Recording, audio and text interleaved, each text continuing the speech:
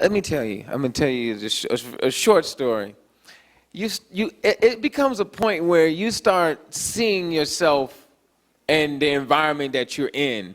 And all of us have this voice on the right side of us to remind us, like, you shouldn't be here. You really shouldn't be here. And then you're looking around. I went to this event, and alhamdulillah, I was with oh man, it was Dave Chappelle, it was Wesley Snipes.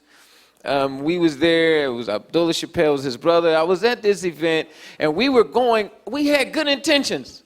I mean, youngsters. We wanted to talk to, Prince Faisal was there with the Hollywood Studios, and I wrote the script, and I wanted to talk to him about doing some Muslim halal movies. That's what I wanted to do, and he had the money, and I wanted to talk to him, say, give it the money. But I had to go into this party, and it was on the Sunset Strip.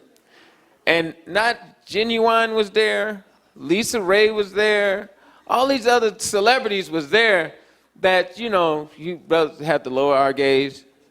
Sisters even have to lower their gaze with the Genuine guy. We know.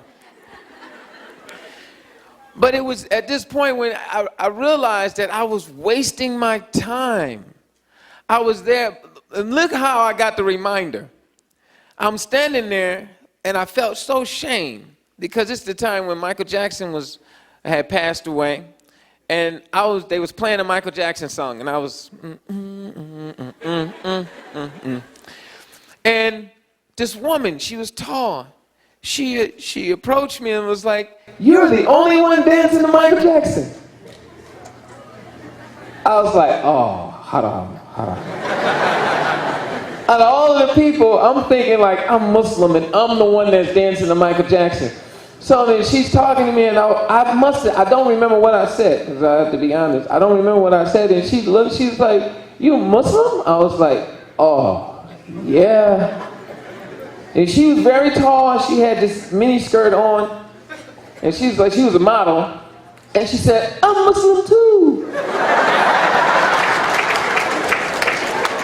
Assalamu alaikum. And then I was like, she's tall, so I'm looking up to her, I was like, wow, what's going on? Okay. And then she said, "Ana min Maghrib." And let me tell you, may Allah have mercy on her, because I didn't know what that meant, min Maghrib, right? And so I was like, "You from Salatul Maghrib?" But then she said Morocco, and so I was like, wow. And I looked at it, and she said, "Please," this what she, honestly, Eddie, she looked at me and her eyes watered, and she said, "Please say Fatiha with me." And I was touched, I was like, man, that's messed up, but I didn't know, I started thinking about all of the shuyukh and everything. Like, this has got to be ikhtilaf. But I was like, well, I'm messed up and she's messed up too, so we might as well say Fatiha. I said Fatiha, and then she was like, "I want to know where the masjid is and everything." And I said, wow, what if that was me? I walked away from her, and this lady was talking to me, and this guy was black, and he was looking, and then she took me to introduce me to him, and this guy, he was the manager in charge of Erykah Badu and everything. And he was like, "You want a drink? I'm gonna offer you a drink. It's real, it's an honor." When I turned the drink down, I was dishonoring him. It was like, I said, no, I don't drink, and everybody just,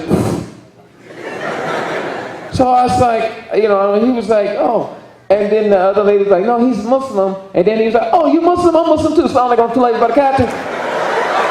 And he pulled out his Allah chain as if it was his badge. To be like, bam, and he started talking to me in Arabic. And I was like, "أنا أتكلم عربية شوية، أنا ليس أفهم." I didn't understand. And the point that it got to me, I started looking around, I said, "You know what? A'udhu billah. It's a bunch of Muslims in here. And look at how we look, and I don't look no better."